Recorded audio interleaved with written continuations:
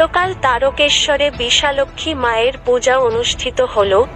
গতকাল তারকেশ্বর থানার অন্তর্গত গৌরীবাটি গ্রামের বিশালক্ষী মায়ের পুজো অনুষ্ঠিত হল। এদিন সকাল থেকেই মায়ের মন্দিরে ভক্তদের সমাগম ছিল চোখে পড়ার মতো।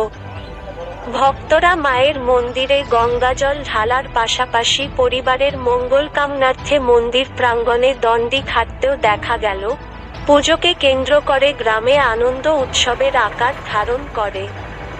এই পুজো উপলক্ষে বহু বাড়িতে আত্মীয়রা এসে উপস্থিত হন। কয়েক পুরুষ ধরেই গ্রামের এই পুজো হয়ে আসছে বলে জানালেন পুজো কমিটির সদস্যরা। পাশাপাশি এলাকার পঞ্চায়েত সদস্য বিশ্বজিৎ দাস সাংবাদিককে কি বললেন চলুন একবার শুনে নেয়া যাক। তারকেশ্বর হুগলি থেকে আশিস কুমার ঘোষের রিপোর্ট, হুগলি বার্তা।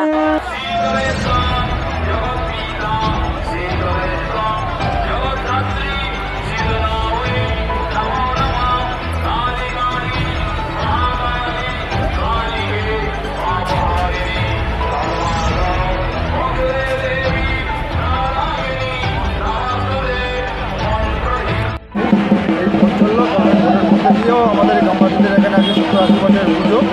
হ্যাঁ, এখানে শান্তিভাবে পুজো হয়, কোনো অশান্তি ঝামেলা কোনো হয় না। ঠিক আছে, মা ঠিক আছে। আর এখানে লজের বিস্কুট হয়। বলছি আনুমানিক কত বছর ধরে এই পুজো হয়ে আসছে? 70 বছর ধরে আসছে। দেখতে পাচ্ছি প্রচুর মানুষ, গ্রামের প্রচুর মহিলারা এই মুহূর্তে এসে দেখছি পুজো প্রাঙ্গণে এসে উপস্থিত হয়েছে এবং তারা পুজো দিচ্ছে। কি বলবেন? এটা মানুষের উৎসব, বিশালক্ষী মায়ের আশীর্বাদ আছে সবার কাছে। প্রতি বছরে এই ভিড়টা হয়? প্রতি বছরই হয়। শুধু কি এই গ্রামেরই লোক আছে নাকি বাইরে থেকেও? বাইরে থেকেও লোক আছে। মানে এটা একটা উৎসবের আকার বলতে চাই। আরও একটা জিনিস জানতে পারলাম যে এই পুজোর শেষে এখানে বাতাসা এবং লজেন্সে বৃষ্টি হয়, সেই বিষয়ে যদি বলেন।